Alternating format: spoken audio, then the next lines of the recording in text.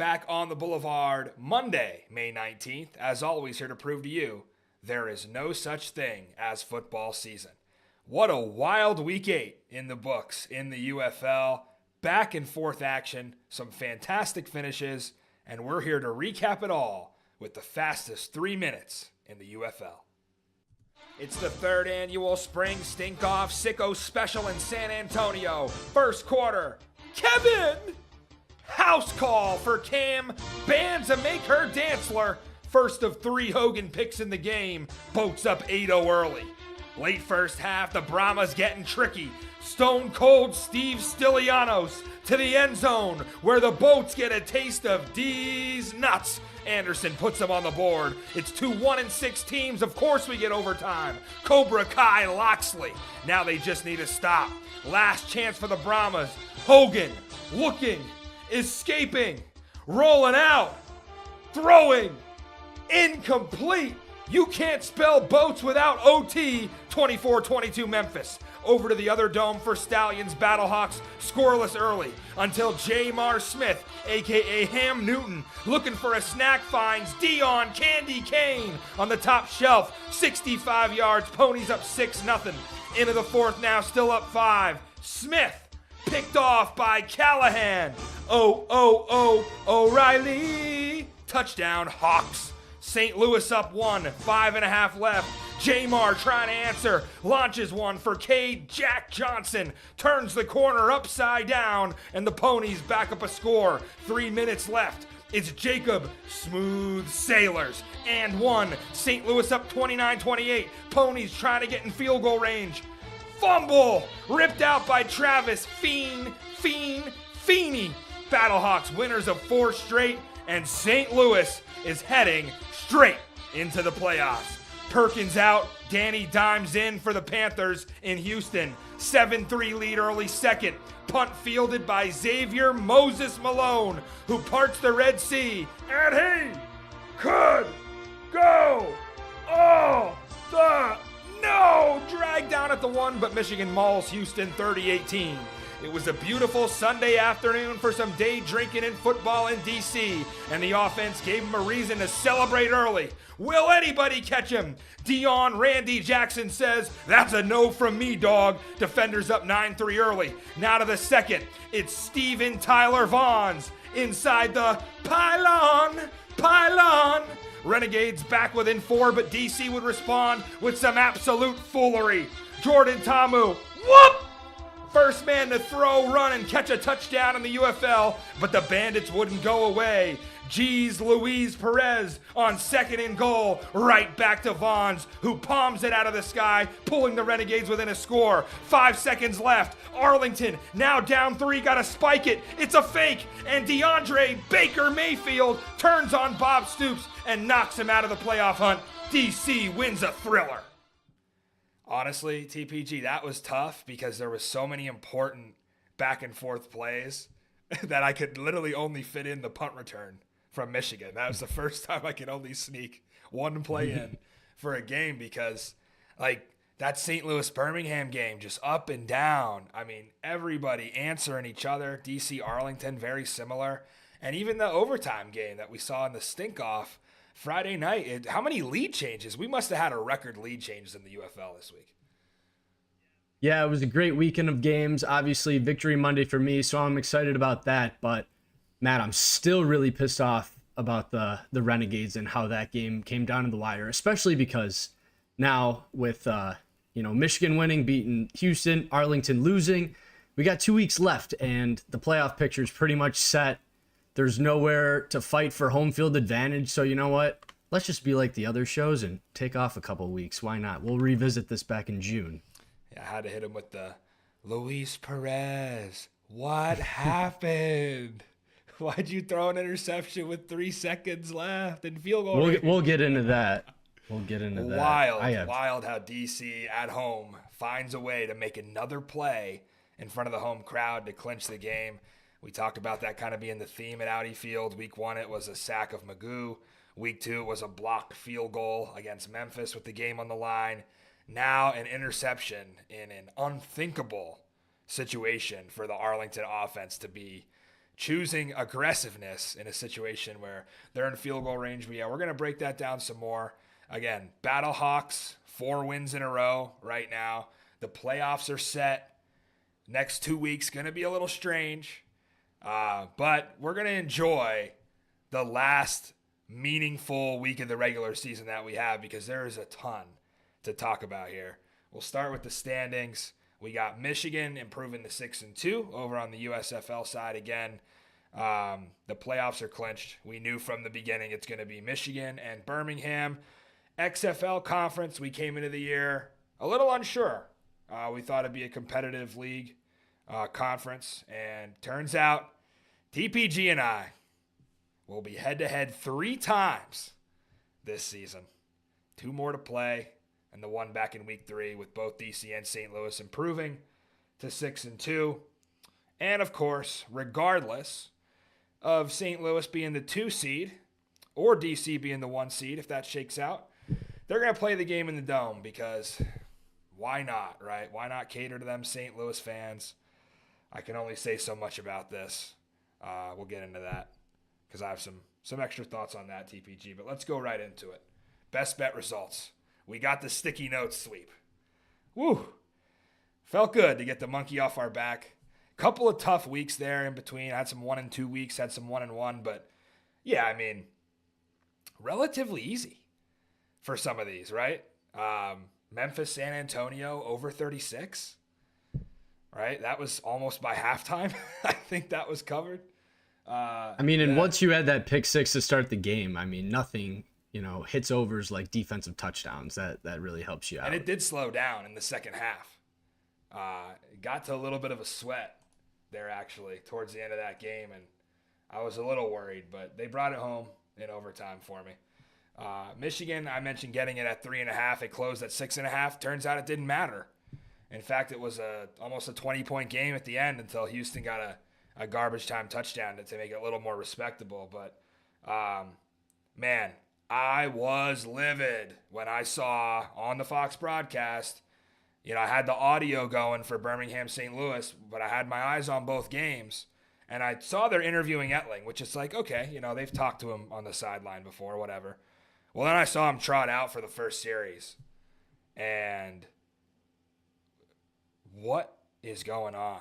Like, can you imagine having Bryce Perkins in your DFS lineups for, the DFS community who played a ton of him, and then, betting on Michigan spread? Like, you're thinking there's no way, this is fair. Like, this is crazy. But it turns out if you had Michigan as a team, they did perform well. If you had Bryce Perkins individual and you bet player props, you got all your money back.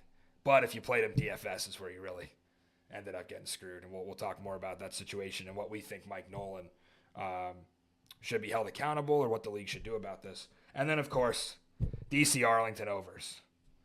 All right, it's like taking candy from a baby. I've never seen a more automatic bet. What is this, 9 or 10 games now? They all go over, TPG. I mean, yeah, these two teams, you could argue this might be one of the better rivalries in the league, because it seems like every single time these guys play, it goes down to the wire. It's always a thriller. Even heading back to XFL 2023, that first matchup they had in Audi Field, that was an overtime game. So, yeah, every time these teams match up, they both come to play. Both coaches have great respect for each other, and the players do too. It's kind of sad now, though, because you're thinking, we don't know 100% sure yet, but we're pretty sure Shannon Harris is going to follow Reggie Barlow. Unless he has a change of heart, maybe. I was going to ask you a question. Like, since they're having such a great year, right, and say hypothetically DC wins it all, do you think there's any world where Shannon Harris is like, you know what, I'm going to see this through, I'm going to come back to the UFL? If he does, I think he's going to need an offensive coordinator, because I think for sure Fred Keiss will leave with Barlow. Harris is interesting, because if he gets offered a head coaching position, I don't see how you pass that up. I also don't see how the UFL passes up the opportunity to offer him that job permanently. So he's still got the interim tag right now. People forget that. But it's possible that Harris doesn't go anywhere and either keep some of the guys. I could see Blake Williams staying for sure. Definitely. To run the defense. you get a new offensive coordinator in there. Plenty of bright minds out there. And maybe, but it's tough still because so much of this team's identity is Fred Keiss. And I know people sleep on that, but it is. And Fred Keiss is on his game this year. He's in his bag with trick plays. And I know he's probably 99% locked in to Tennessee State. So we'll see with Harris. But yeah, to touch on your point, the rivalry, that might be the last time we see this rivalry with the two coaching staffs. Because really that's where it comes from. It comes from, the beginning of Stoops versus Barlow. And now that carrying over to Stoops versus Harris. And then the coaches just knowing each other very well. The players all knowing each other very well. There could be some changes in this scheme for DC next year. So we'll see how that all plays out. But we got to really enjoy it. If that was the last Stoops versus Harris, that was a show that they put on. And it just seems to come down to the wire every single time they play. So let's get into it. Why don't we? DC 33, Arlington 30. I talked about in the first half, 21-17 game, already sitting at 38. We had mentioned on Thursday, can we get to 75 here? Well, they were on pace for it. Defenses did step up a bit in that second half. But, man, that game went off the rails in the first half with all the scoring that was going on. Man, it just felt so good to get the sweep. A team that has been impossible to beat 2 times in a row. A team that took a championship away from DC back in 2023. And you just had to have this one to build momentum going into the playoffs. And you could tell, you talk about the rivalry and the brand recognition for even DC fans who might be a little more on the casual side when they see the Renegades on the schedule. That ended up being the best crowd that they had there all year. I'm not going to ever say it was the best crowd of all time there. Of course not. They had some big ones for St. Louis before. But yeah, this year, that was the best attendance DC had. That was the loudest that thing got. And it was for sure the most people that were there. So yeah, that Arlington game is definitely one that people circle. And I think it was a good time slot as well. Noon on a Sunday. Maybe 1 o'clock would be a little better of a start time, but by the end of the first quarter, that place was pretty filled up. And the crowd made a difference. Yet again, man, they get loud in that place. It's a tiny stadium. You call it the used car lot, but that defense feeds off that crowd, man. And they did it yet again. And you see the guys even on the first touchdown, they're in both end zones. They party with the one side of the crowd, and then when the quarter flips, now it's now we got to go score on the Beer Snake side. So it's a lot of fun. The players seem to have a lot more fun playing at home, just like the Battlehawks, right? It's really the same thing. So I'm glad that the fans didn't give up on this UFL season just because there's a lot of other sports going on, and they still continue to show up for DC games. Wow, breaking down the X's and O's of this one, TPG. Any takeaways for you before I kind of get into my big spiel here? Yeah, I think the most impressive thing about this entire game is Arlington just finding new ways each week to lose. You're down a lot first half, you make a great comeback to get yourself back in the game. You still had a lot of hiccups here and there, but for the most part you were playing really well. And for it to come down to how it did on that final drive, you're in field goal range, your kicker is already hit from 54, and Perez is just trying to throw it to the sideline on a 5-yard out. I just couldn't understand that thought process. I could completely understand, hey, if you're going to take a shot to the end zone and go for a touchdown, that I could live with that if that gets picked off. But for the fact of that you're just trying to get an extra 5 yards is, you're being greedy. You're being a pig at that point. And, maybe this is just common sense to me because I played corner, but when you're in a 2-minute drill situation, if you have a good defensive backs coach, he's going to tell you give the receiver a little bit extra of a cushion and have outside leverage and defend the sideline. So you're able to play any out breaking routes, right? Any out routes, any comebacks, protect the sideline, force everything in. And I mean, DeAndre Baker was sitting on it. He read it the whole way. He just read it. He had great eyes. He just read Perez right from the snap. And I don't know. And then you hear in the presser after the game, right? Stoops is saying he didn't even know that was going to happen. So, I mean, what's that old Bill Belichick quote? Like, if you're not coaching it, you're letting it happen. So, I don't know. It was just a horrible game. And, even if that game goes OT and Arlington loses, I could live with that too. But just a really dumb way to lose. And I kind of want to get into this too. The whole broadcast getting kicked to ESPN2 for NBA Countdown. Like, what are we doing? What are we doing? There's 20 minutes left till tip-off. It's not like the game's starting right now, and you punt it to ESPN2, and a lot of people, missed the end of that game, and it was a great ending, right? So, I don't know. It just shows, like, does ESPN really care about this league? Probably not. Clearly, an NBA pregame show is way more important, and I understand it's Game 7, whatever, but it's a pregame show. So it was just, I don't know, left for such a good game for it to end that way. It did leave a bitter taste in my mouth at the end.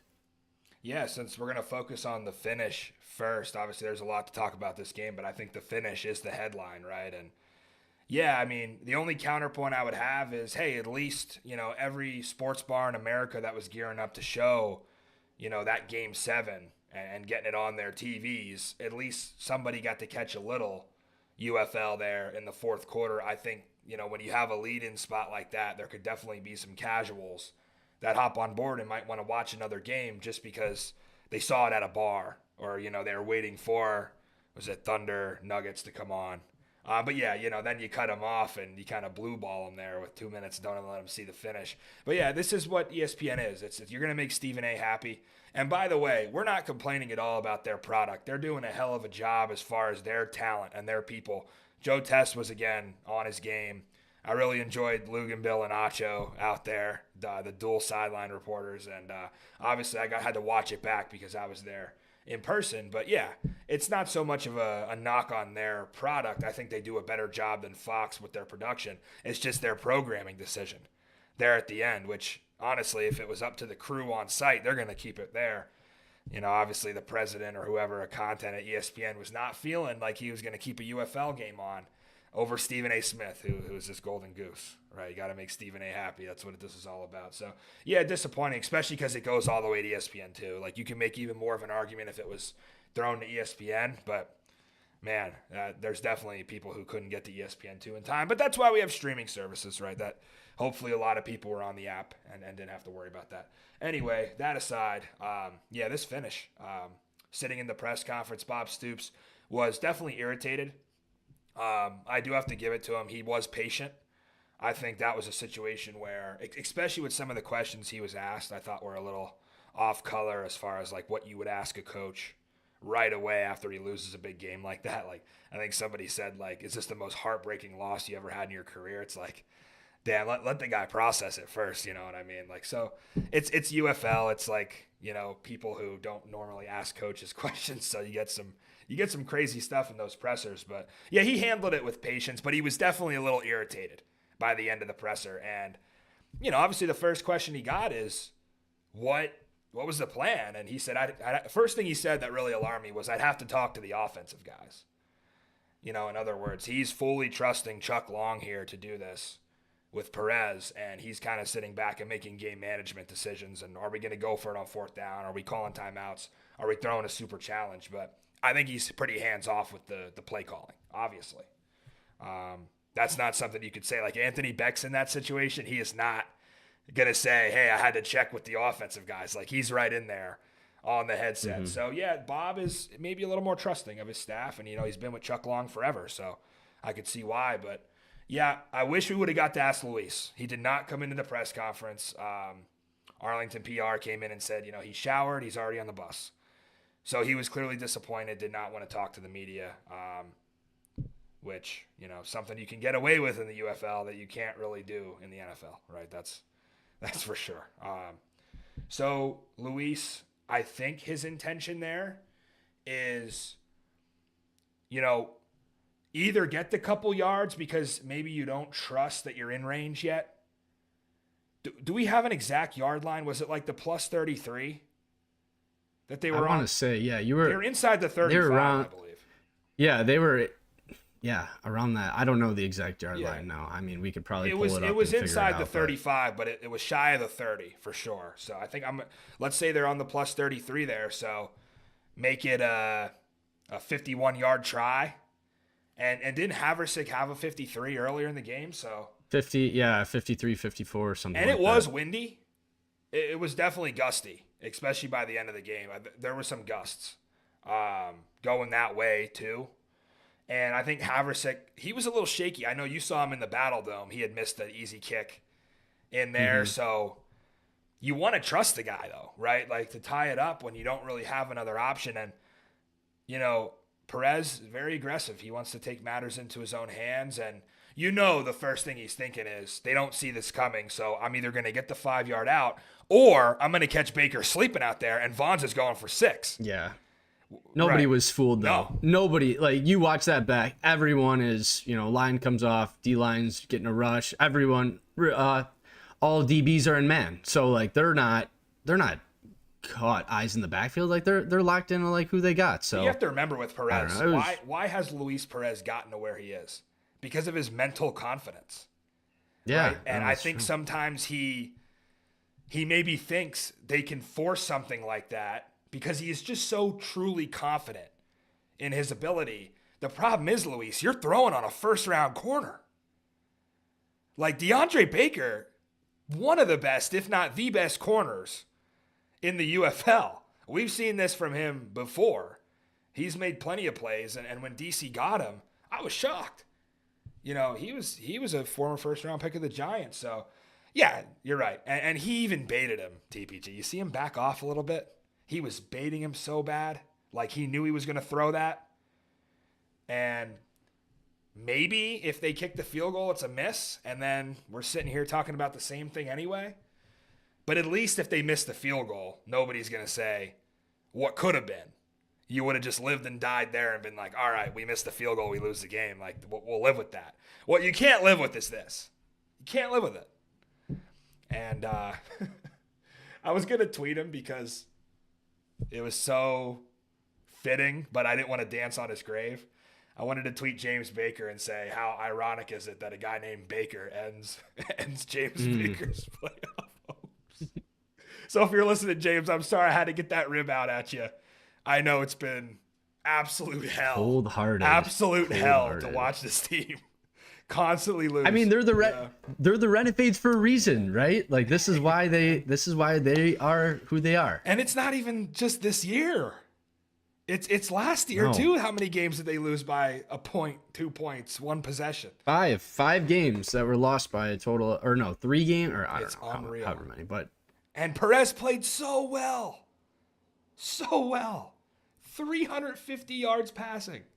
I'm not sure anybody's had that in the UFL. That might be a season high. And I had his pick prop because he throws a lot of them. And there it goes at the end of the game. I only had $10 on it, but it's a nice little cash. Yeah, bailed out. I had asked Stoops about the run game. And he kind of dismissed my question and said, we ran the ball well in the second half. Okay, I mean, they had 86 rushing yards. If you consider that running it well, they had 4.5 yards a carry. I guess it's better than they normally do for a team that never runs the ball. Like they couldn't run it at all against Michigan. But Tony Jones Jr. got going a little bit. But yeah, they had no run game, which was nice to see that, DC played well on defense and at least in the front seven. The secondary was a little suspect. 3 different receivers had 6 catches in this game for Perez. He had 32 passes. Vaughn's had a web gem of a catch. Vaughn's incredible. He had a great day, and he's just stacking good weeks now. So, definitely making his case for all UFL. Yeah, I think he's a lock for it. And yeah, I mean the Arlington offense, they made the plays they needed to get themselves in position to tie that game. But ultimately, it was the DC offense, yet again, that won this game. It's just a combination of things. It's their ability to now shrug off the slow start. That's something that Briley Moore told us on Thursday. We got to start fast. Well, what better way than Deion Jackson going 57 yards? That was DC's most explosive run of the year. They hadn't even had a run, TPG, of 30 yards this season. Congratulations. It's week 8. Finally getting the run game going. I'm not lying. Like, that was a weakness. And it's like, Jackson, we knew he's been the guy. You said this back in like week 2, I think. And he goes 10 carries, 89 yards. Really wanted to see him get 100. Yeah, but, for an offense that's going to throw it as much as DC does, I'll take 89 yards on 10 carries. So, yeah. Good to see Abe Smith get in the end zone, too. He was in the... And finally break his streak. He was in the presser as well. It felt like 2023 with Tamu and Smith up there after a win, for sure. But, yeah, Smith, pretty quiet in the box score, but he does get the touchdown. In fact, they actually called one back when he scored, and then he scored again. So ball don't lie there again, Blandino, even though I think it was Pereira on this game. So I want to ask you a little bit of a loaded question. Super challenges for both coaches, right? Shannon Harris's challenge I thought was just absolutely stupid. Very dumb. Like, you're challenging a 16-yard gain, and you've heard announcers, and I completely agree. Like, the best time to use a super challenge is on a scoring play when you have the ability to take points off the board.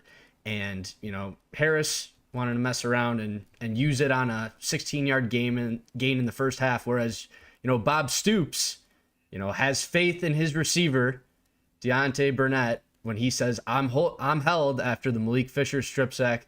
That thing goes all the way into the end zone. Day Hunter strips it out of whoever's hand it was. Was that Joe Wallace or someone else? I forget what DC lineman was. Maxwell. Yeah. You on TV, you kind of think maybe Day recovers in the end zone, but absolute momentum shift of a super challenge for Stoops and this Renegades team, because you mentioned it in your halftime update at Audi. You could be looking at a 20-3 halftime score, and instead that was all they needed to get back into this game. Yeah, that's the moment where you're in the crowd and maybe you're going to your first UFL game and you're thinking, what the hell's going on? Not only is it not a DC touchdown, it's not DC ball, and actually Arlington has a first down pretty much in plus territory at this point. And the funniest thing about the whole thing is, like, Stoops is like, he fumbled it out of the back of the end zone, and they're like, no, it's a UFL rule. Like, no one knows the fucking rules in this league. I mean, it is bizarre. Like, it should always be a touch. I don't understand that either. But didn't West Hills do that? Michigan was playing. Yes, I feel like we've had a similar situation, and I don't know why that is what it is. They want to return it from the spot of where it's fumbled, not just a touchback. Like, I've seen that in the NFL. That is brutal. Like, when you fumble out the back. It is brutal, but yeah, Stoops was. That's football. Stoops was a little shaken up by that, and then he was like yelling at the ref. He's like, "So you're saying it's not holding?" And they're like, "No, we haven't even like touched that yet. Like, we're still trying to figure this out." So the time lapse that went by there, especially when you're in the stadium, like, people are just looking around at each other like, what the hell? People thought in the crowd they were looking at the touchdown. It wasn't a touchdown or not. That wasn't even the case. And they eventually put Pereira up on the big board, but you can only hear him so well. Anyway, yeah, I think with Arlington, I think they definitely do a review every week of like the games, and the head officials probably look back at, what they could do better. And I don't know how you look at, 7 weeks of this UFL season, especially if your officials doing like a self review, and not say like, hey, we haven't given any calls to Bob Stoops. Like, we screwed him with the false start in Birmingham. They probably win that game without it. Screwed him several times against Michigan, where if they have one call go their way, they probably win that game. I don't know if officials think about that, but like, he goes 2 for 2 on the super challenge. And, whether you want to say, I know everybody wants to look at each call in a bubble and just say like, stop talking about trends and stop talking about makeup calls. I think that's real stuff. I think officials do think about that. And when you have a coach with as much pedigree as Bob Stoops, like, if he's sick of this, he will leave. Like, he'll just be like, I can't take it anymore. The refs are taking every game away. Bob Stoops cannot say the refs took this game from him. Like, they had both super challenges. DC lost theirs. So, like, there you go. That was the swing right there. You talk about the 14-point swing there with that play. That was huge. Huge. I could not believe that was a 4-point game into the locker room. That shocked me. It felt like it was a lot bigger of a lead for DC. Well, and then also, what about the blocked punt when you get 12 guys on the field? That was just the straw that broke the camel's back almost, but like just a dumbass fucking penalty. I mean, yeah, James Larson sitting in the press conference. I got together with the Around the UFL boys, asked Stoops and Harris and some people some questions. Arlington did not have a player, but DC brought Tamu and Smith in, and yeah, Larson asked Stoops about the 12 men on the field, and Stoops gave him the cold shoulder. He basically said, "What are you asking me?" And he's like, "Well, what happened? And was it a mistake?" He's like, "Yeah, there was too many guys in the field." So he gave it back to him pretty good, but yeah, man. Sorry, James. That was tough, and I've been there with Bob Stoops. All the way back to 2023, we've had our moments. Yeah, what did he say to you? He was like, "Oh, Matty Fresh, what a name that is," or something Yeah, he said something right? along those lines, and that was he's a funny dude. But yeah, I just thought, maybe that wasn't a hold on Burnett, but I was willing to give it to Arlington because I'm like, you know what? Like, they never get calls. I can't sit here on my show and say Arlington gets consistently screwed by the refs and then bitch when they do get one. So I was like, okay, we still got to win this game, right? Regardless of them getting the calls here, it happens. And then you come out of halftime and you score. They started really fast at the beginning of the game, and then they came out firing. And it's like, man, you're starting to look at an offense, TPG, that is going to be really hard for your Battlehawks to stop, especially with some of the problems they've been having stopping the pass recently. So, I mean, it's like I said, a combination of things. It's starting fast. It's the trick plays. And you would ask, like, maybe they should have saved some of these for St. Louis, because how many are you going to have left? I mean, you do everything. I mean, they've thrown the full bag of tricks out between linemen catching touchdown passes, pop passes, double reverses, throwbacks. Now Jordan catches one. Like, it's just, it all runs through Chris Rowland, right? Like, it's just a way in the red zone to score. And I mentioned to Coach Harris, last 13 trips to the red zone, they score 11 touchdowns, like, across a couple different games. And I know we've been talking about DC at the beginning of the year just settling for field goals constantly. Not anymore. Not anymore. They are scoring like it's 2023 again down there, where they scored all the time. I wanted to check that. Just off the top of your head, is Jordan the first one to throw, run, and catch a touchdown? Well, he didn't run one in, but... Well, no, not in one game, you're saying, just in a season. Has to be, right? I mean, I can't think of any other quarterback who's caught a touchdown off the top of my head. Yeah, and I guess you wouldn't really So, get yeah, any other probably. Position, unless, like, did Blake Jackson have a running touchdown? Yeah, because he's like the only other one. You have to go into the weeds. Yeah, you'd have to go into the weeds for that one. I know. I mean, maybe, but Tamu's probably the first quarterback to do it. Yeah, he might be the only player as well. That's pretty cool. So yeah, it's just they've been automatic in the red zone, and they just find a way to make plays on defense. Like, their defense at points looks like it's really struggling, and then they buckle down. DC wears their heart on their sleeve, right? We know that's how this team is. They rise to the occasion in the big moments. We talked about them. Always finding ways to close games out, where Arlington's kind of the exact opposite, right? And I was surprised that, like, Arlington came in with, 71% conversion rate on their point afters, and DC was like 30% or something really low. I think Arlington goes 2 for 3 in this game on their point afters. DC goes 1 for 5. So that was right along with the trend. Like, there's things you look at with this game, and you're right. How does Arlington lose? Mm-hmm. It's like there were points in that game where DC gave it to them on a silver platter, and they just could not, for whatever reason, find a way. And what was it, a 10-second runoff? We didn't even talk about this. Yeah, what happened the 10-second runoff. You're in the stadium, and it's like, I guess you have no timeouts, right? So you have to accept There's a penalty, the runoff. What was the penalty? Did you know for sure? I don't know. I was too busy trying to flip over to ESPN too. I didn't catch it. Yeah. I'm down on the field, so it's loud. It's like really hard to hear.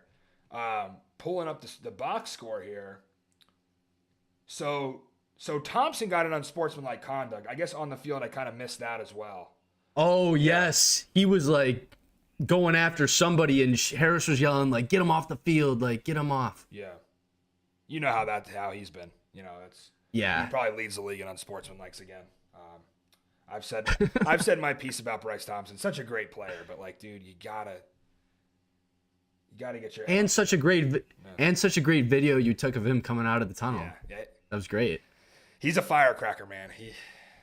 He wears his heart on his sleeve, and yeah, just looking down through here. So there was a false start. So there you go, that DC crowd, man. Mm-hmm. They got him. 18 seconds down. And you're not even driving into the beer snake, and you let that happen. Yeah. But Matt, I gotta ask, is this it for Luis Perez? I think he said on the record that he wants to continue playing. Now, we've heard that, though, from every player. I mean, so does A.J. McCarron. Is he playing right now? No. So I don't think it's really up to him. That's what I'll leave it at. I know Stoops loves him. I can promise you that if Stoops decides to come back, which, again, that's a whole other conversation that people are probably going to be surprised that I'm bringing up. It's definitely not a lock that Bob Stoops is coming back next year. We don't know. For him, it's just about when do you get sick of this? Because, he doesn't have to be doing this, right? Like this is going to be his last coaching gig. So he can do it for as long as he wants. And he's still relatively young, compared to some of the other coaches in the league. But, yeah, I mean, if Bob is burnt out and they hire a different coach or something, he's probably not coming back, because I think people are going to start looking at Luis Perez and, questioning his ceiling. Like, has he already peaked with, going into his, I think, year 31 he's age 31. So, I mean, that's not entirely sure. Yeah, I think he's 30 now. So, yeah, I would say it's 50-50. Like, I don't think there's another quarterback on this roster that's better than him, for sure. I know that you had a lot of talk about Ehlers. We haven't really seen Ehlers ever get a full start. So that's hard to say. But, yeah, I mean, I don't know, man. I guess we'll find out the next 2 weeks, depending on how. Yeah, it'll be interesting who they go with. I mean, you mentioned Ehlers. I'm more of a Luke Land guy myself, but we'll see. We'll see which way they go with quarterback these next 2 weeks. And Jordan even said in the presser how someone asked him about him and Luis going at it, over the last couple of years, and he said, like, I've modeled a lot of my game after Luis. Like, he gave him his flowers for sure, and guys definitely view him as like a vet. Right? Yeah, definitely. And he's taken a lot of hit. Like, he got killed out there again. And you could watch Luis Perez 2025 tape, and you'd be in pain watching what he's dealt with. I'm pretty sure in that Battlehawks game, he couldn't see straight. Took a couple of years off his life, for sure. And here it goes again in D.C. I mean, Malik Fisher from the blind side. Ugh. Malik Fisher hit him so hard. And I know he's tough, but, like, how many more of those hits can you take? I mean, he didn't get sacked a lot in 2024. He was actually, they protected him well. I know they were a bad team, but this year he's getting sacked more than anybody. And I think teams are figuring it out. You just rush the piss out of him. That's what you do. Because he's not gonna beat you with his legs. That's all you do against Arlington. He's a lawn chair back there. And the O-line has not been good. It's not been good for them. They've dealt with their fair share of injuries too. I know one of their guards went out early in the game, which obviously is not a good sign, especially when your O-line's already banged up. But yeah, like you've said, nobody's been hit more than Luis this year. Yeah, I think it's crazy how this game pretty much went exactly as we projected it. High scoring, back and forth. You were on Arlington's side. It could have gone either way with who won it. But as far as the game flow, we nailed it. Right? Yeah. Like, the fact that this number was at 43.5 was hilarious. And then it was getting bet down to 42.5 by kick. Who the hell was taking the under in that? Like, what? You have no evidence. The sharps were. Like, I was worried about the wind when I got there. I showed up and my hat's blowing off. You know, which Moose Johnson was probably happy to see my hat blowing off. He probably wanted to get me a USFL hat, but I had to go chasing my hat. I'm like, damn, it's windy. I don't know how they're going to throw it. And Jordan missed a few throws because of the wind. That wind was whipping around, and I don't know if I would love to ask Chuck Long and Luis Perez, what were you thinking? Were you guys on the same page at the end there? Did you not trust the kicker? Or they weren't. They were not. Yeah. That was all Luis. Like, AJ used to tell us he would run 2 minute, remember? Like, when it came down to 2 minute, that's all him. Beck was cool with it. So was Bruce. Is Luis Perez... That was the best we saw the St. Louis offense last year was in 2 minutes. Is Perez the same? No wonder Does why. he run 2 minute on his own? You would think that they're comfortable with him doing that at this point, right? Maybe. He definitely took it into his own hands at the end there. We know that for sure. Yeah. Came back. All right, you ready to put a bow on this thing? Yeah, one last thing to say. Way too much time on this side. Well, it was a crazy game. You know, a lot to talk about with it, but not as much to say about some of the other games this week. But, yeah, I mean, the last thing I'll say is shout out to everybody who showed up to that one. That was a great crowd, very loud, good atmosphere again, had a lot of fun. And, you know, that was kind of a good substitute since we're going to get robbed of a playoff game in Audi. That's a good substitute to, you know, get everybody back together and have a playoff atmosphere type of game, and DC gets the win. They're 6-2. All right. A UFL celebrity event. Matty Fresh. How about Deebo Samuel was there too? And I was true. I was a little disappointed in him though, because he's a commander now, and he was talking about his boy Isaiah Winstead. That's why he was there. He was not there to see the DC defenders. I'm like, you could have at least faked it. He could have said, yeah, I love the defense, you know. Yeah, Tomu's my boy. He was hanging on the Arlington sideline. He was not on the DC sideline. And it was funny. I think actually one of the funniest moments that you guys probably missed on TV, the Commanders mascot, the pig, I think his name's Tutty. Oh, I did. Yeah, he came over to the beer snake and they started chanting "Fuck Dan Snyder." So that was funny. That was good to see.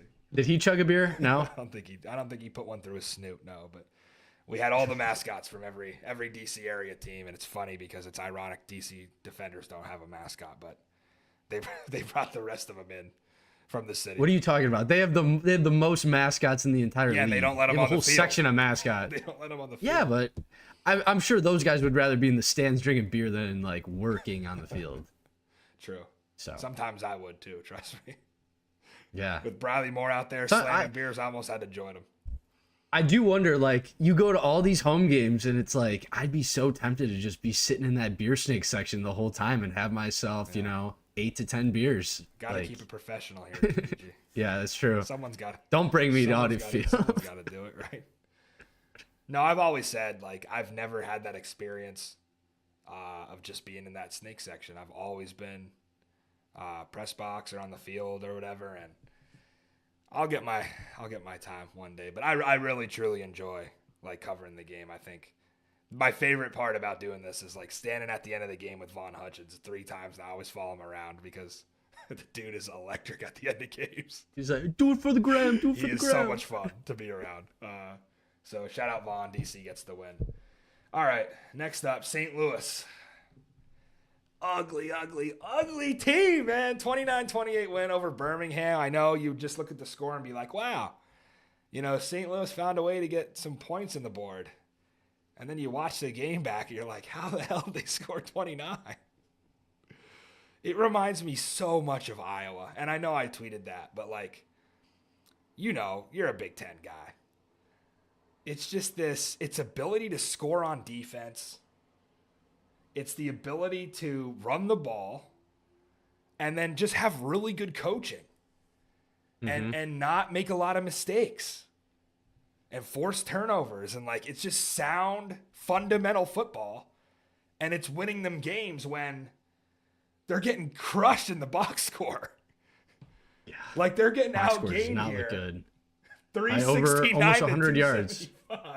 They have 102 pass yards. I mean, granted, it's not as bad as Memphis, who won a game with 15 passing yards on Friday night, but it's damn close.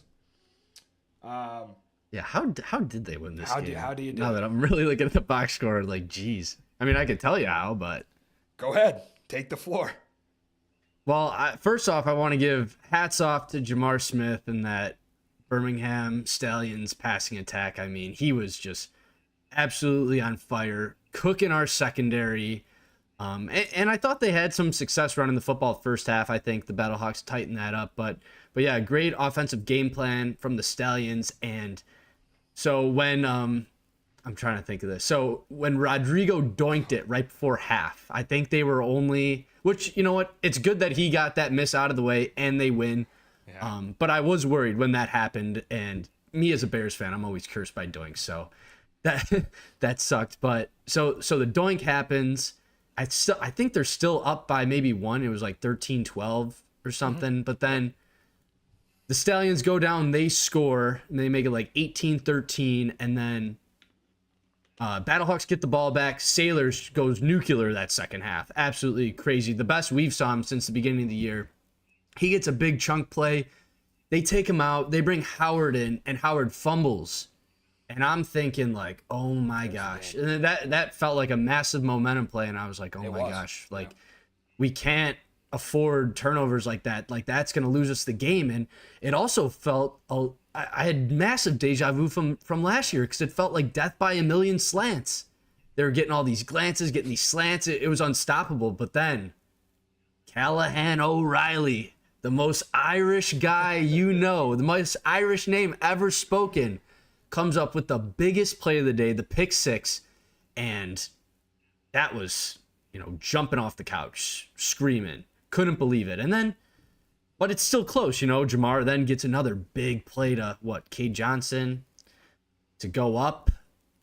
And then they get the ball. They're driving at the end of the game. And then Mevis, I'm thinking, dude, this guy's been great all year. He's kicking in the state. He went to college. Like, he's going to really, he's ready for this if they have to trot him out for the game winner. And then, our defense just comes up clutch. Peta, again, just absolute love that stuff. Peanut punched the ball out. He had a couple sacks too. Travis Feeney, he was on fire. I mean, the defense really stepped up when they had to and really covered up for this offense's, lack of ability to, throw the football. And I mean, they did put together some nice things, but it got a little stagnant, I thought, at times. Yeah, shout out Tim Brando, who was calling his first UFL game. Horrible. He sucks. If you think Menifee sucks, Brando, I mean, his wood must have been wet, because I was not fired up at all with that guy. Well, regardless what you think about his call, the direction I was going in is shout out to him for the Brando curse. This guy hasn't missed all year, and he's going to miss one when you're on the call. Yeah, but good to get it out of the way, like you said, so it doesn't come in the playoffs. Yeah, was it 17 in a row for Rod before that, but so close. Just heartbreaking to see him miss that one, but yeah, I mean, what can you say? I mean, was it Feeney? Was it 2 forced fumbles? I think he had. Well, Peta had the last one. I thought they get. I when I looked at it, I thought it was Peta that punched it out. Feeney had him wrapped up. Okay. But it was. Well, that sucks. They didn't give him that. I'm looking at it now. They didn't give him the forced fumble, so they might need to correct that. They gave Feeney 2. Interesting. Those aren't always correct, but I know Feeney was in on the play at the end. But yeah, kind of going back to the moment that you talked about before we get too off track with that, like, because the stats could be wrong. But anyway, yeah. So it's a 21-13 game, or no, 18-13 game. 18-13, yeah. Game, right. And Howard fumbles. Birmingham goes down. I think they're inside the 20. I think they're in the red zone. And I had a 4th and 1. It's like you have the design for this situation. It's the T formation. Well, they've been running that forever, right? Ever since Skip came. Yep. So you literally have the play. You don't have to think about it. That's what it is. And maybe St. Louis knows it's coming, but who cares if you can't stop it, right? Also, Jamar's a big dude. Like, we call him Ham Newton. Yeah, Why not? It's a little thick. Who else? Who's stopping him on a sneak? So I don't know what if Skip just. I know he probably trusted the defense, but it's not like the defense particularly played well. For No, I didn't. Birmingham, I didn't think I don't know so. how. Yeah, like trying to be aggressive there on the road, and you kick the field goal, and you kind of gave St. Louis life. It's like they avoided. I mean, what could have been, as much as Birmingham usually goes for two, right? So it could have been as much as 26-13. It turns into 21-13, and now it's only an 8-point game.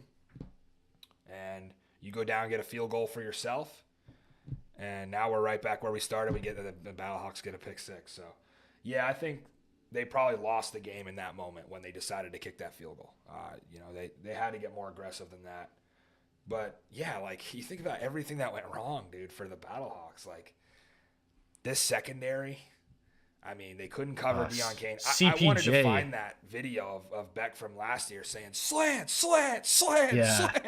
I think I got it saved somewhere. It applied again. It was the same thing. Yeah. Same thing. And, yeah, we know nobody in this league can really cover Deion Kane. I mean, it's every week. He's just faster than everybody. He's so good on his breaks. If you watch him and you isolate the All-22 film, this dude is so good. And So good. It's like they don't really throw it to him that much for some reason because they have so many other receivers.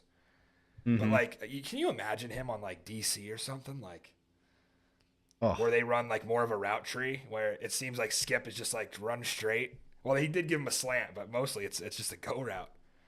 Yeah.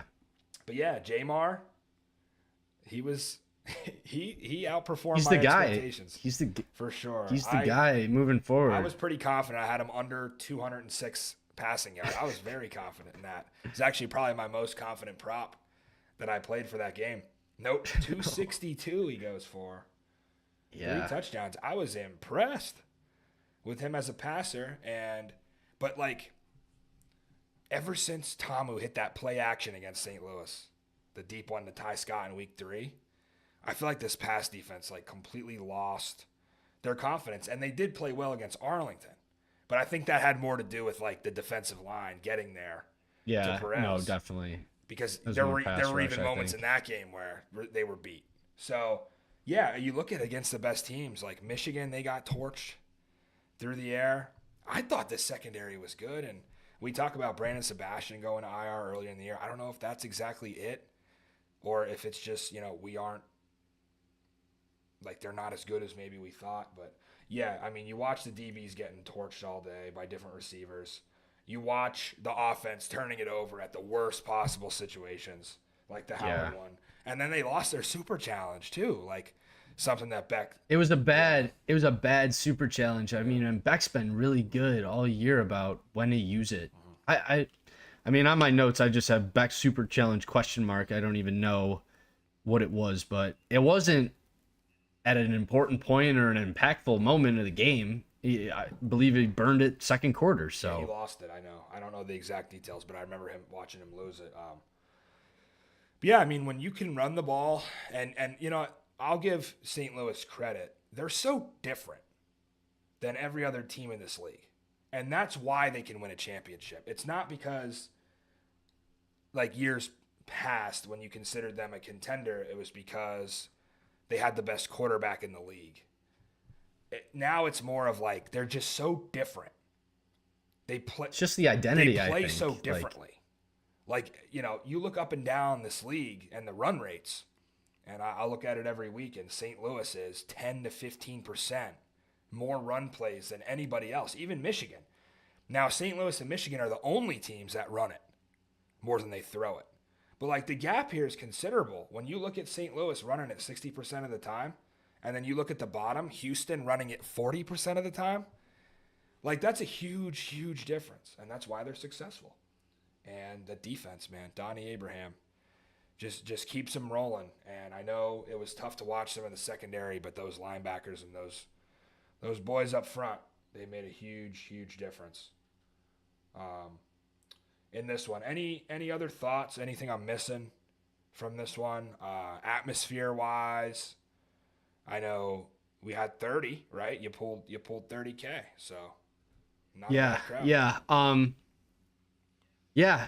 We thought maybe the crowd was going to show up a little bit more, but some unfortunate news Friday night. Just want to extend some thoughts and prayers from the Boulevard to people that were affected in the St. Louis area by that tornado. People lost their lives, people lost their house. Tough stuff to go through. So just wanted to shed some light on that, and just wanted everyone to know that's affected that you will be in our prayers. Yeah. Thanks for pointing that out. That's really important. I know that had happened on Friday. Jay Sternberger actually tweeted out that he thought Birmingham had flown through part of that storm, which is crazy because that had to come on very fast, and I don't think St. Louis had much time to prepare for that situation because no pilot is taken off with potential that. Must have came as fast as it ever has, and it ripped right through downtown St. Louis. So scary situation there, and I'm glad that the Battlehawk fans had a chance to all get together and do something as a community after that happened, because I'm sure there was some kind of tornado relief going on. That was kind of a grassroots thing that they were pulling people together to try to help, and I'm sure there were a lot of people there that were like, hey, I want to donate to whatever help that I can give. So that's always good to see. Hope everybody's recovering from that situation. We'll keep them in our thoughts as well. But yeah, I mean, Birmingham ends up clinching the playoffs anyway. I thought it was weird timing for all their socials to be we're going to use this playoff bid as completely ignoring this loss. That didn't sit very well with me. I think you got to give it some time. Congratulations. I know you clinched the playoffs, but we know Skip Holtz isn't going in there and telling his team hey, forget about the loss, guys. You're in the playoffs. Yeah, it's a silver lining, but I mean, the fact of the matter is you had the ball game won and CJ Marable fumbled. I think they were on about the plus 40. They were in plus territory. Yeah. It was, well, Jordan Thomas had that massive catch on 4th and 11, which I could not believe that he held on to that. And then just thinking, this thing's over. They're going to run it. They're going to call a timeout, Mevis kick, and that would have been. There was other plans in mind for the St. Louis defense. Can you imagine? That would have turned into a 56, 57-yard try for Mevis, because he probably makes it. So, and the kid from Missouri too. He wanted to. Yeah. Have a chance. So. I think he might actually be from Missouri as well. I wouldn't be shocked. I could be wrong. Or he's from either Missouri or Iowa, Kansas. I don't know. We saw a lot of turnovers Maybe Illinois this week. Across all the games. In this game, I mean, there was a ton. There was 7 between both teams. 7 fumbles. Only 4 were recovered. Jeez. But that thing was that was a grease pig they were toting out there. You had Tutty out there. I'm curious to look, because I always look at this every week when they give us the box score. So the Battlehawks on 3rd down. They go, okay, there you go. It's improvement. Average 3rd down distance, 6.8. That's where you want to be. They have been 9, 10, 11 sometimes for game average. They were better on 1st and 2nd down, which is huge. And that goes a lot along with Sailors having, 118 on the ground? Yep. They have no shot. In fact, they only had 1 3rd and long. That was 3rd and 9 plus the whole game. Jeez. That's improvement. That's great. Solid. That's great. And then they go 3 for 3 in the red zone as well. Great stuff. Hard to lose a game when you're, putting ending drives on touchdowns and not field goals. Deion Kane did his best to do that Hakeem Butler, Randy Moss line, though. 2 catches, 115 yards, and 2 scores. Oh, man, what a game for him. But you have to think now. We found our quarterback in Birmingham. We don't have to talk about this anymore. Shout out to you for having faith in Jamar. I did not. I still think they cannot win a championship with anybody that's not named Matt Corral. But I don't know. I feel like this is more on Skip, though. It is. Skip is becoming more of the issue than the quarterback play down the stretch. Yeah. And you could tell Jamar was devastated after that game. They came up to him with the water bottle. He's just like, I don't want anything right now. Yeah, get out of my face. And I do think like I'm a little more confident in that they can potentially beat Michigan. I would still pick Michigan. I'm not talking about week 9, I'm talking about the playoffs. I don't really care what happens in week 9, but doesn't matter. Yeah, Jamar. Actually, yeah, they do need a win so everyone can stop. Stallions do need a win so everyone can stop complaining about, it being, the 2 seeds hosting.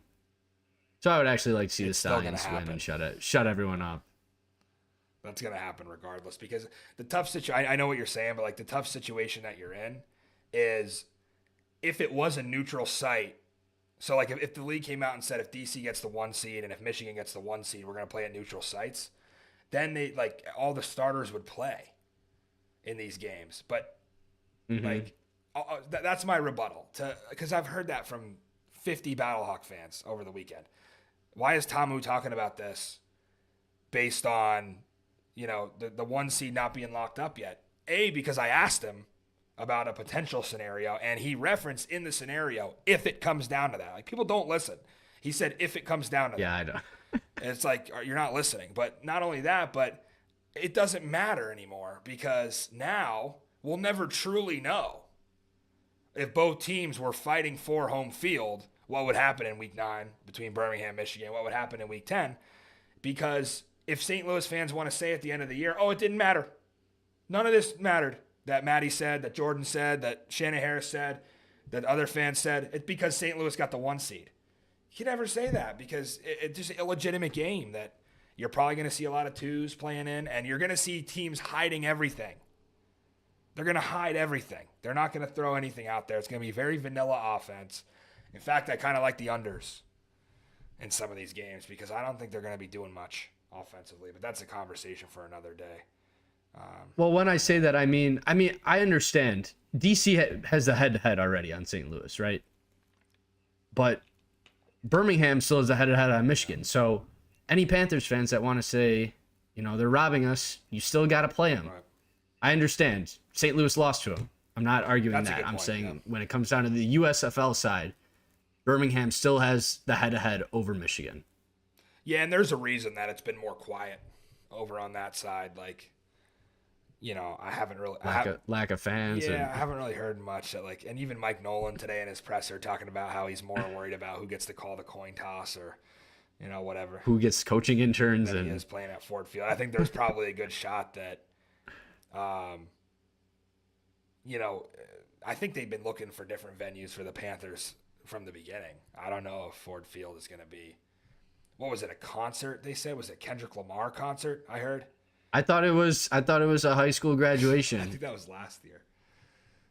It probably is the same. Like, I heard a Kendrick Lamar concert. If it is, we could look it up. You know what else? This is all rumor, by the way. I heard that Choctaw has a concert for playoff weekend, which, again, hypothetically, if that's the case. This league. What the hell? This league, man. This league. Did Russ and Moose Johnson and their guys, what did they do when the schedule came out? Because if DC had a soccer game already booked, if Michigan had Kendrick Lamar, if Arlington had a concert, and you only had like half of your venues open, what was your plan? Hub in St. Louis. I guess that's the answer. Because that's crazy. It's going to make me see this situation very differently if the answer, because, Russ is given the cookie cutter response. He's sending these season ticket emails to ticket holders, and he's apologizing to Michigan and DC. And in the emails, he's saying,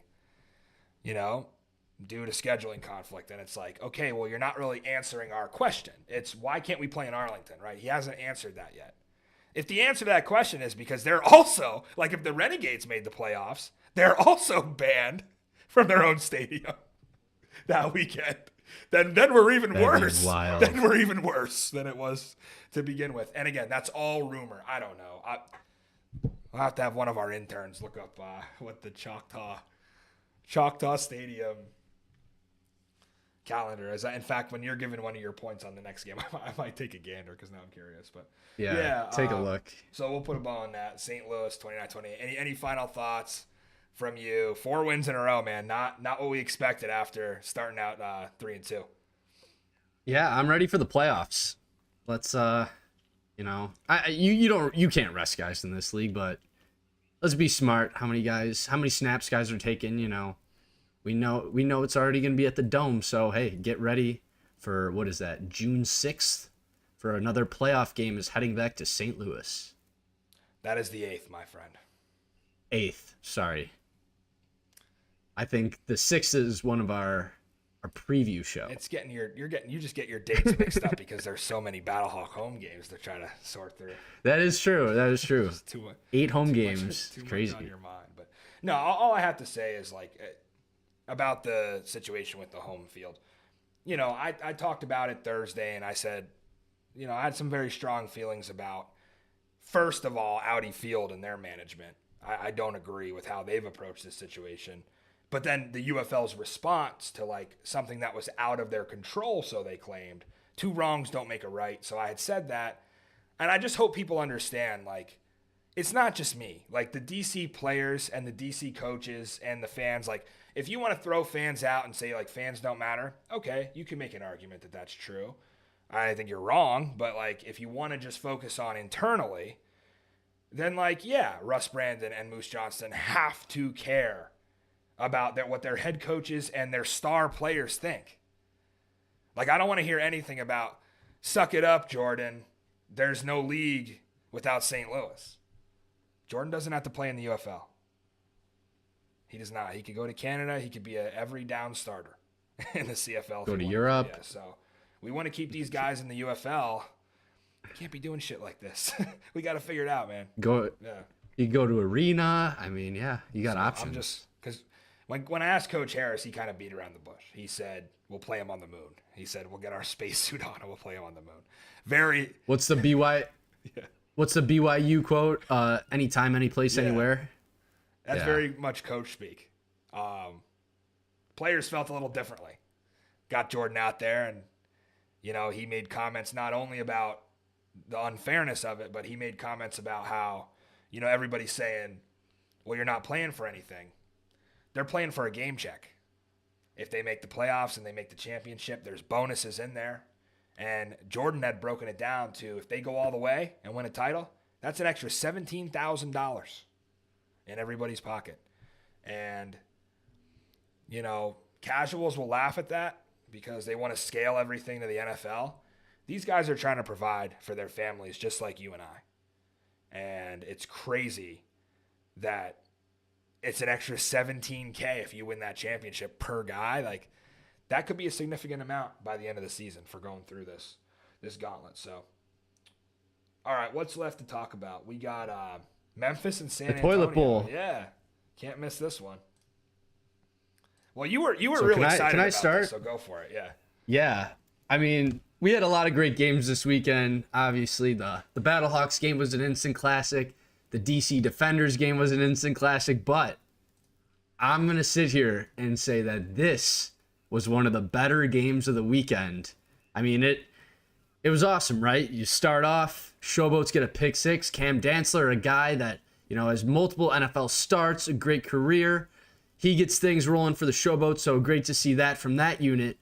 And this Showboats ground game was absolutely on fire, whether it was Deneric Prince, Jalen Jackson, even Troy Williams. When he had to have it, they got it. And you mentioned, Showboats didn't really throw the ball a lot, but to be honest, they didn't really have to. The ground game was just that dominant, and it was good to see Troy Williams get the win because I've been standing on the Troy Williams hill all year saying he's the guy that will unlock this offense and they will see success. So it was good for my talk to back up the play on the field. But as for the Brahmas, I mean, they just figuring out ways to shoot themselves in the foot, kind of similar to Arlington. I mean, you get that good double pass play, which that moment with Party and Brock Heward saying, Dr. Pepper, Dr. Pepper. I know our buddy AJ Smith really likes that, but That was awesome, right? Because you're like, double pass, holy shit. So you locked in on that. It goes for a touchdown. D. Anderson revenge game. Party's clearly watching the show and getting him involved. But so they have this great play to, cut the deficit down. And then what happens? Memphis has just a 2-play drive of ram it down your throat. Jalen Jackson into the end zone. And they were just playing catch up for the most part. Second half, both offense really kind of stall. San Antonio shanks a bad field goal that really could have changed this entire thing. And you know what, Matt? You can't spell boats without OT. And, Troy looked great. Found Kai Loxley, found Dawood Davis, and, the defense came up clutch in the end. And you probably love to see they didn't need a penalty this time to win the game. I know you were upset about that. You thought it was an illegitimate win at Birmingham because they actually scored on a penalty. But yeah, this time they figured it out. I said, Noel Mazzoni, really good in the red zone there with those 2-point plays. And I think even the broadcast was a little surprised that he had said that he has 10 2-point plays or something. And they were like, that's a lot more than. I don't know if it was that much. They asked him though, how many do you feel confident with running? And it was 6 or 7. Yeah, he had good amount though. And they're pretty good plays, I would say, because he had to do it with 2 different quarterbacks now. So, Troy Williams, though, Memphis wins this game with 14 passing yards. That has to be a record. This game was everything we thought it would be and more. When you're thinking about a stink off, a sicko special, a toilet bowl, whatever you want to call it. You remember that Vegas Orlando game in the pit? Yeah, after dark. Yeah, the After Dark special. That's the kind of vibes I got from this one. I did like how everyone on social media was quote unquote, the toilet bowl. Obviously, I wish they would have said the TPG toilet bowl, but I'm happy that we got to push the toilet bowl message out there. I think it got a lot of people excited for otherwise of a stinker type of game on paper. Yeah, and obviously, it definitely wasn't a stinker though. It's the kind of plays in the game. We had defensive scores. We had a lot of turnovers. We had fumbles. We had blocked punts. We had bad kickers shanking field goals. OT. We got a double pass for a touchdown. Yeah, it was everything you wanted and more from a game. And some good mic'd up moments as well. A lot of good mic'd up moments, I thought, during this game. Turner lost his mind. Dude, that was good. He was going back and forth with one of their linemen. Tunsil. He was saying, watch the film. Turn on the film, and then they buried Turner. Do you see what they did on TV? They pulled up film of that guy absolutely trucking people. And they showed 3 or 4 lead blocks by him. And he's just running over guys. I'm like, why is Turner so pissed at him right now? He's playing really well. I was impressed with the Memphis offensive line. They haven't been good. This year they stepped up. And a lot of that is, though, the Brahmas, right? This. Yeah. I mean, I don't know how Will Reed has regressed as badly as he has. If it's not having Wade around for moral support, because I know Wade Phillips is a Super Bowl winning defensive coordinator. Man, this was such a good defense. I've never seen such a night and day shift to be the league's #1 defense and then be clearly the worst in every area. You can't stop, and I know they have injuries, but you can't stop the run, you can't stop the pass. Your penalties kill you. And yeah, they turned it over too. It was a lot of tips and overthrows by Hogan. 3 picks on the day. 6 killed him at the beginning. But we got to talk about, and we then somehow made it through almost 5 minutes of this game and not talked about Jayshawn Corbin. Went off. I know the Memphis backs were good, but Jayshawn Corbin 2 weeks in a row now. We're finally getting to see what they saw out of this guy and maybe why McFarland didn't play as much at the beginning of the year when we were calling for him to. Is because they just kept trusting that this guy was going to go off, and it took so long. His first couple of games, he was not good. No. And maybe it was having to compete with an older guy in McFarland for reps. And Lovett, too. That's true. Yeah, that's a good point. So, 25 whatever happened to Lovett? He got hurt. He's out for the year? Yeah, IR for the year. Yep. Okay. But Corbin, I think 143 was the highest we had all season for any rusher. So Possibly, that's yeah. back-to-back 100-yard games for him, and he was excellent. He carried them in this one, and carried many people to DFS wins. I think 35 fantasy points. Jeez. So also had I 5 bet his catches for ownership wasn't 38 that yards high. as well. He caught every target. Jeez. But I think he got like a 2-point play too. yeah, he was excellent. Kevin Hogan took a step back for sure, but we do know that the Memphis defense is getting a little bit better. I can't believe that. Like, just looking at the box score, Showboats had 8 first downs. 8 first downs and 24 points. Yeah. Their offense, I mean, really didn't do shit though. Second half, Not at all. They were bad second half. I mean, they did have. I know J.J. Wilson. He had a bad fumble. And I want to say they maybe had another fumble. No, the Kyle Loxley one was, or the Kwame Lassiter one was before half. So maybe it was just the J.J. Wilson one. But yeah, they kind of got ugly late. But I mean, it's always excited when you get free football, Matt.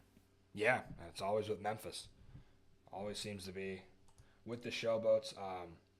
I just wanted to point out a couple more things. So San Antonio still continues to suffer from no destroying. It's bad in the kicking game. They missed one from inside of 40. They lose by 2. They probably win the game with that kick. And then, yeah, Justin Smith got hurt, and it didn't look good. He had a non-contact injury, and then he got hit in the head. So he was like falling from, I think he did something to his leg. ACL maybe? He lost all the weight on his leg, and as he's falling, he takes a shot to the head. When was this? It was on like a kickoff or something? In the fourth quarter on a route across the middle. Oh shit! I must have missed that. I mean, it was Friday night, so a lot of time has passed.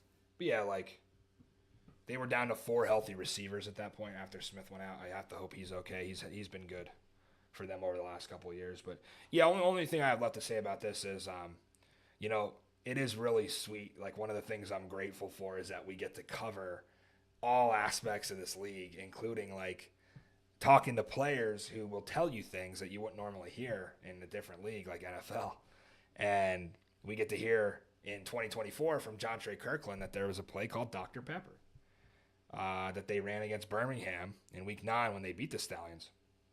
They're actually the only team to beat the Stallions last year. So they ran that double pass. It was actually Smith who caught it out of the hands of Kirkland. Last year, they switched it up. I guess Steven Stilianos had been a former quarterback. So instead of letting John Trey throw it, they let Stilly throw it this time, and he found D. Anderson. So different players, same play, same call. And as soon as they called Dr. Pepper, I knew it was coming because we had the lesson already from the same system that A.J. Smith ran that Party is currently running now, and it's 2 for 2. Most effective play in the UFL is Dr. Pepper. I knew it was going for 6 as soon as he dialed that sucker up. So we got a GTFO too. Yep. We got a GTFO late in the game. It worked, but we did. No, well, didn't Pereira just have like a really, or no, that was, never mind. I'm thinking of something else. Anything else from this? No, my girlfriend thinks Party's hot though, so that kind of sucks. Listen, I've seen the a certain outlet in this league provide us with quarterback power rankings based on hotness, according to my wife. We're not going to mention who's. Oh, we're not going to shit. mention anybody by name, but let's try not to be them. TPG. Let's just put it that way. I'll leave it at that. That's not acceptable here on the Boulevard. I'm not going to comment. Hey, he's a young, strapping lad. Good for her. I think you got a couple inches on him height-wise, but I don't know about otherwise. He's definitely has me beat there. You can't smell Party without D. All right. All right. Next game. Move on. Thank you, Mrs. TPG, for the this is Boulevard After Dark talk, really. Yeah, really carrying over Holy to shit. Monday night. All right. Michigan 30, Houston 18. Jalen McClendon threw the ball 50 times in this game. Crazy. But that didn't really surprise me, honestly, because Houston only runs it about 40% of the time. It's a league low. Probably the quietest 300 passing yard game we've seen. And they scored a garbage time touchdown at the end. But, this was all about Michigan just taking care of business, not having a letdown spot, not falling victim to an upset, which I didn't think they would. I thought this was one of the more obvious games to project coming in, and it ended up going pretty much exactly how I expected, except for the nonsense that happened in the pregame. For anybody who's curious about this situation, Bryce Perkins was listed as probable on the injury report. He had also logged a full practice on Thursday and limited practices on Monday, Tuesday, and Wednesday. He was listed as the starter on the depth chart, and before the game, we got news that Bryce Perkins was out and that it was a game time decision. So, should Mike Nolan be investigated and potentially fined? Second offense. This is the second time. People don't talk about the first time it happened because Perkins then came in and rotated in the second quarter. It happened week 3, whenever they played Memphis. It happened. He played as the backup to Etling when he was listed as a starter. I wasn't going to get as mad about that because at least he came in the game.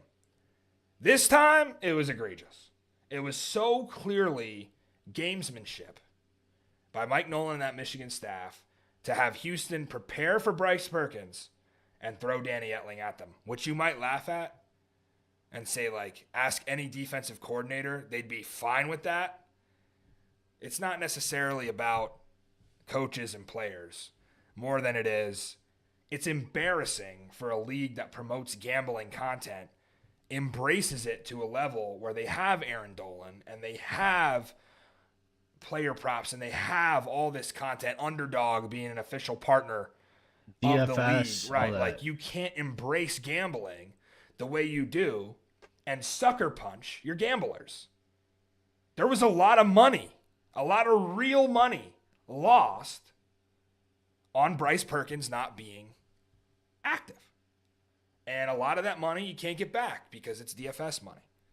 So I think it's a shame that there are a lot of gamblers who will not watch or bet the UFL anymore because they think they can't trust the depth charts in the league. And I think this would be something that would be grounds for investigation in the NFL, would it not? No, yeah. When was that with the whole Joe Burrow that the Bengals left him off the report and then he played a couple snaps and then they ruled him out with a serious knee injury? And yeah, people were up in arms. I remember that was a massive talking point. So yeah, definitely would. In the NFL, there would be some sort of action taken. I don't know if there was any action taken after the fact, but I do remember the social uproar was this information has to be made available because, like you said, people are wagering money on these games and they're relying on the information that the league is providing them. And when the league provides them bad information, I mean, that's a reflection on them and their teams and the coaching decisions that are made. So yeah, and you know me, I'm not personally a fan of really anything Mike Nolan does. I just don't like the way he runs his team. And I've been very critical of him. And, hey, he just keeps winning. So good for him. But there's weird, strange things that go on with Michigan. And it's almost like a win at all costs. We're going to do anything we can here. We've heard things that we're not even going to talk about off the record. But, Michigan is definitely almost run like it's a military operation for sure. And Matty Insider. Yeah, I mean to say, he's QB1, list him as doubtful, or just rule him out completely. You don't put probable. You don't put him as QB1. I understand game time decisions. Okay, so they can hide behind the fact that he went through warm-ups and then he wasn't feeling it. You're not going to sell anybody that actually watches this league on the fact that Bryce Perkins came to you after warm-ups and said, I don't want to play. Like, that's just not... He was cleared to play by the trainers, which is all that matters. He wants to play. He's not going to tell you, I want to sit. He didn't re-injure himself in warm-ups. So, like, this was all intentional, right? And isn't like the whole MVP award, isn't there monetary value behind that as well? Which Bryce cares about. Mike Nolan could give a yes, absolutely. Yeah. So like that's only hurting him. Mike Nolan towards the end of the year, do whatever he can to play Danny Etling at this point. And yeah, why if the league's not going to come down on you for this, why tip Houston off?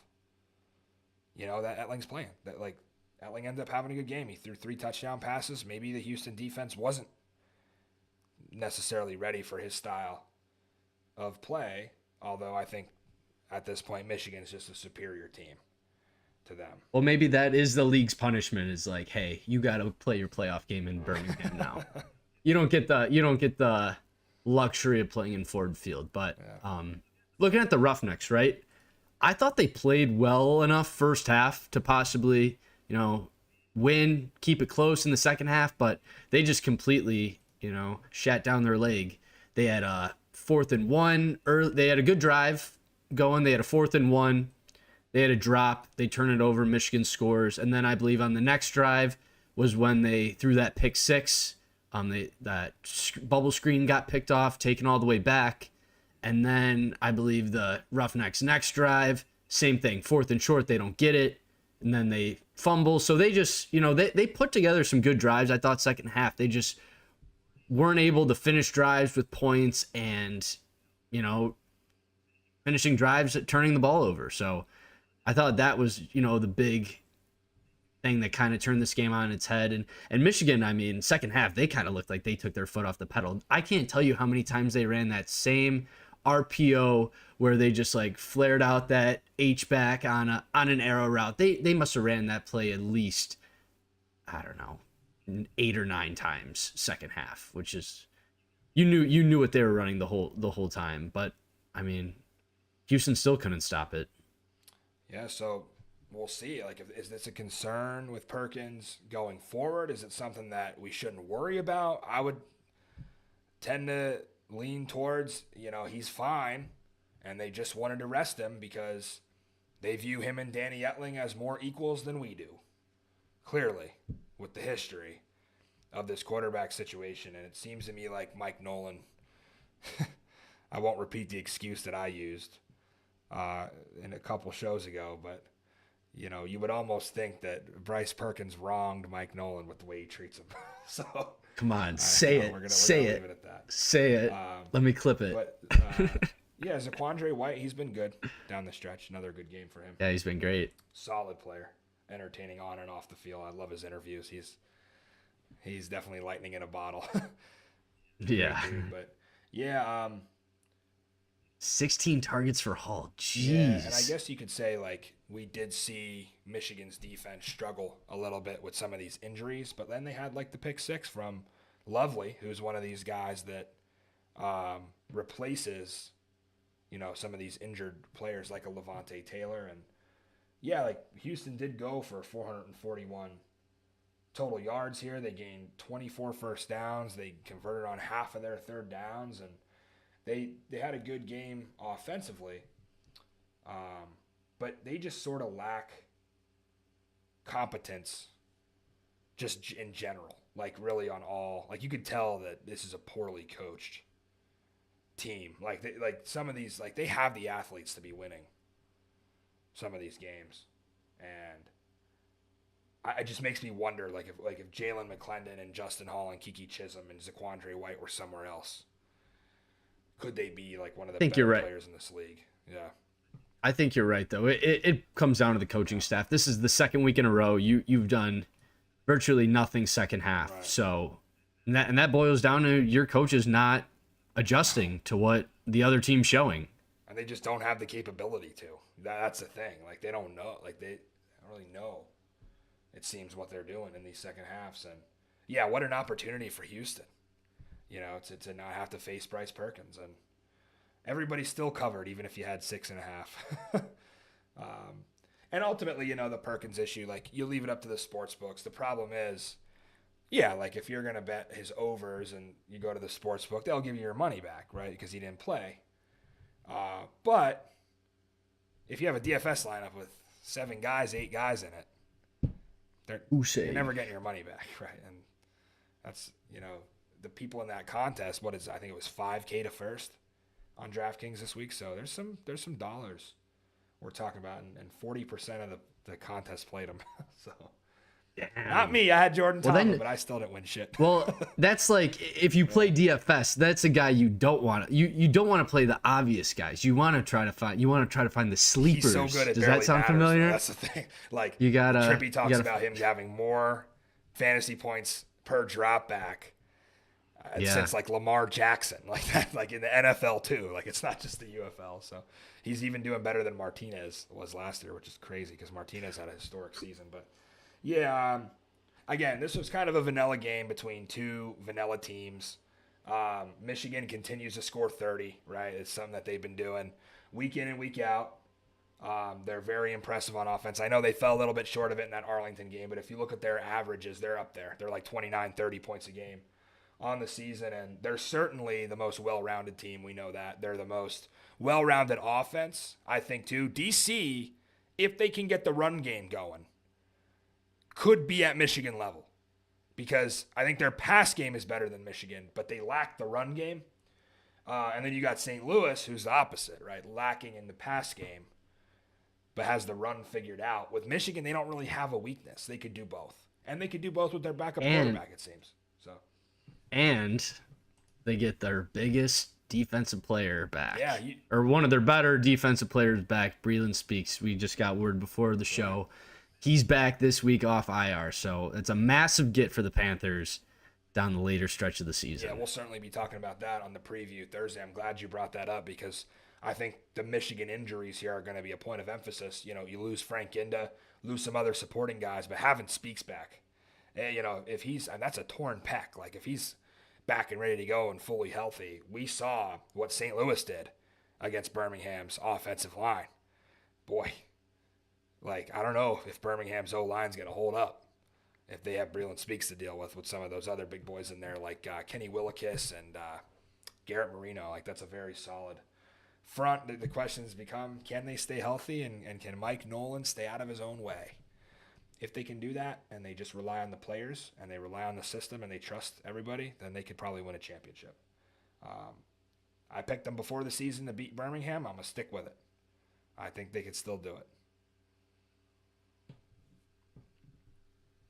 You ready to put a bow in this one? Yeah, we'll go on to the power poll, where we have Michigan number 1.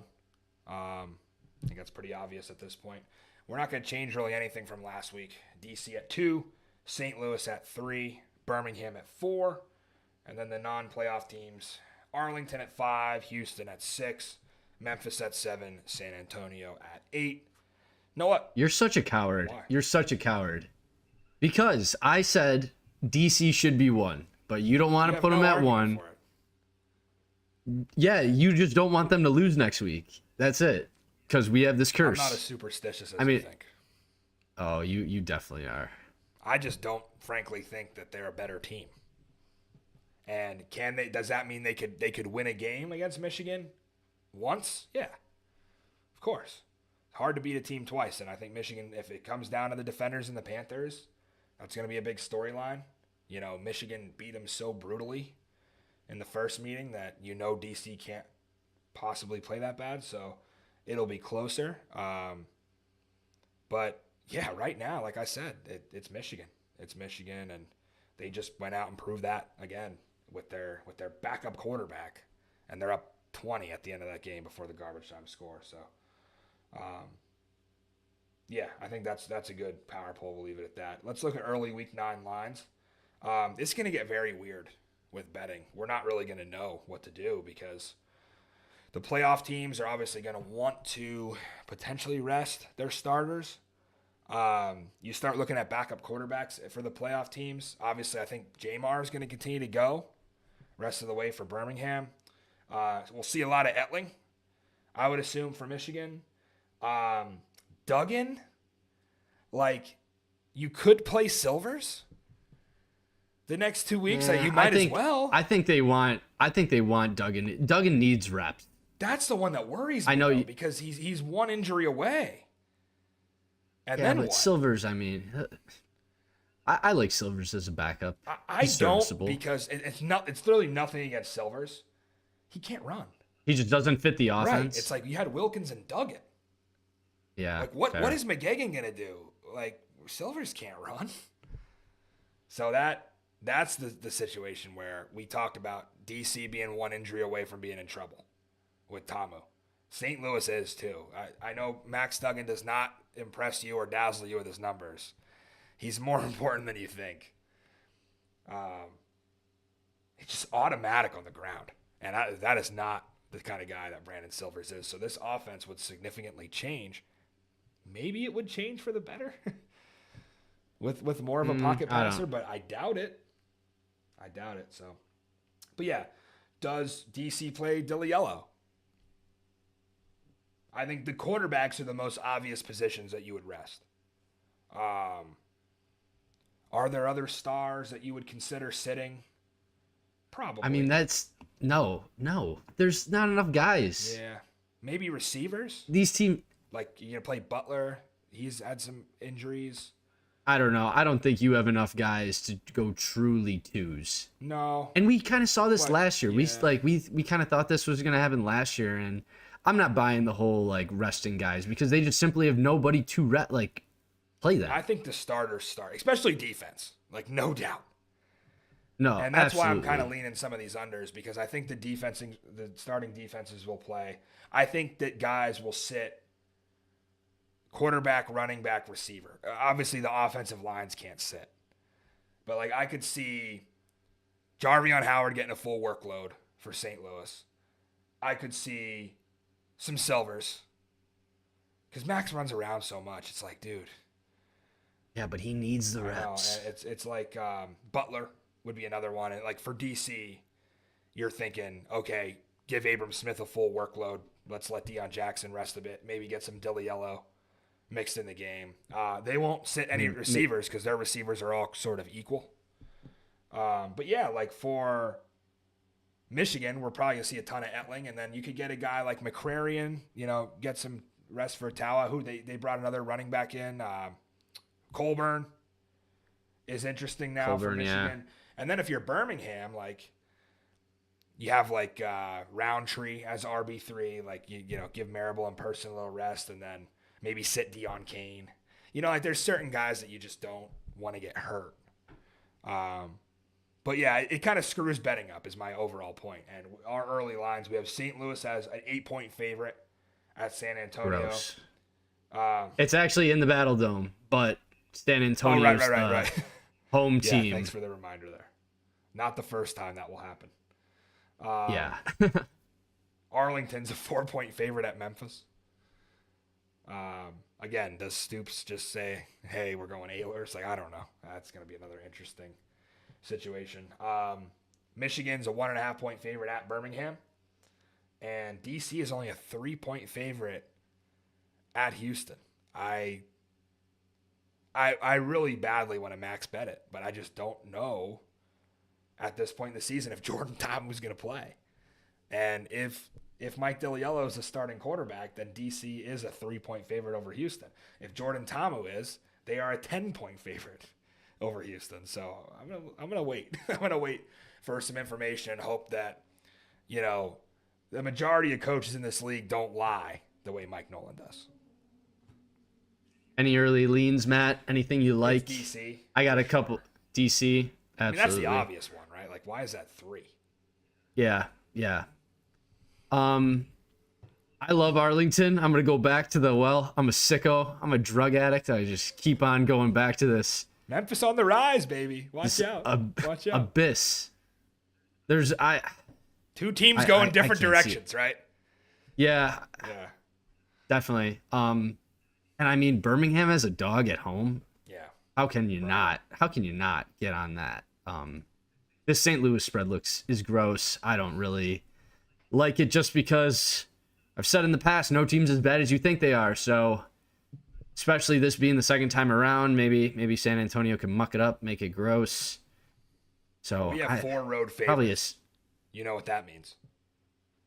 It's gonna be a weird week. Yeah, there's gonna be 1 or 2 upsets.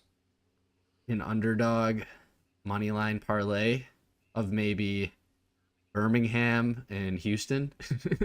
I think Memphis is capable of beating Arlington. No, definitely. I don't see Houston. Like I said, Houston's 3-7 to me. I don't see them winning another game.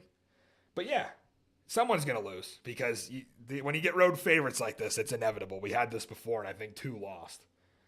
So there you go. All right, we're almost an hour 40. Anything else on the Boulevard tonight before we get into our sights and sounds? Real quick, Instagram, TikTok at Springball BLVD. Follow, like, comment, share. Thank you all for your support, and it's a good sights and sounds this week. Oh, also, by the way, ESPN stole our sights and sounds idea. They had a whole little promo at halftime, and half the clips they used were the clips that we used in some of ours. So I'm like, they're definitely watching the show. They know what's moving the needle. They know that I'm locking into all these great, mic'd up moments. But ESPN, give us some credit if you're going to rip off our idea. They hate us because they ain't us. Pretty much. But we're both free agents. We're available. Just give us a call. It'll get real ugly here soon between TPG and I with DC and St. Louis playing 2 more times. So now might be the time they give us a call. Must watch TV. Before we're at each other's Put us on the Ocho. Put us on the Ocho, ESPN 3. Yeah. One last thought before we get out of here.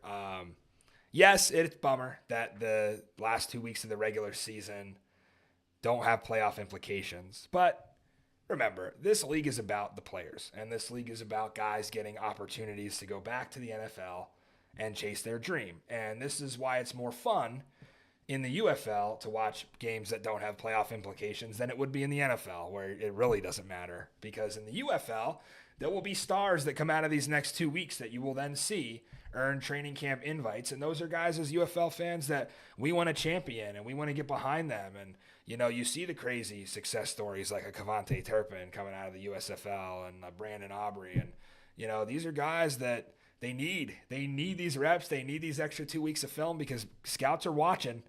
And NFL scouts certainly don't care about the UFL playoffs. So they're looking for guys to ball out, and they're looking for players to continue to get better. So that is a reason for you to continue to watch the league. And, of course, you can bet on this league.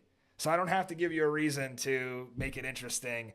We took a game with 2 1-6 teams, and we made it the most fun we ever had all season because we sat on the over. Yeah. 36, and we were seeing defensive touchdowns. And San Antonio setting Memphis up on the 5-yard line would seem like every time. And we saw 31 points in the first half and still had to sweat in the second half because it barely went over. So, have a little fun, crack a beer, have some fun with the gambling, and watch these players go off. That is going to do it for us in Week 8 for the St. Louis Scumbag TPG. I am Matty Fresh. You always remember there is no such thing as football season, and we'll leave you with the sights and sounds of UFL Week 8. Do your Do your I'm going to watch it right now. I'm going to watch it right now. Oh, something and run it. Oh, fuck. They're going to GTFO Z-Grab. Got to see the whole process here. It's a UFL rule. Josh Glass, H. Warwick, Gray, Dr. Pepper. Dr. Pepper. Double pass. If this goes according to plan, Steve Stilly is going to throw a double pass. Yep, let's get it. Cannot hold the ball. Yes, sir. No matter what we do. I've been saying it for a week. You know what I mean? All week. I'm glad you're going to listen to me at the end of the third quarter in a football game. That was so disrespectful right there. That was so disrespectful. My mom, my dad. But get the pressure on Ta'amu, forcing him outside the pocket. Return! Count them up there, please. Somebody, please count. And the UFL on Fox.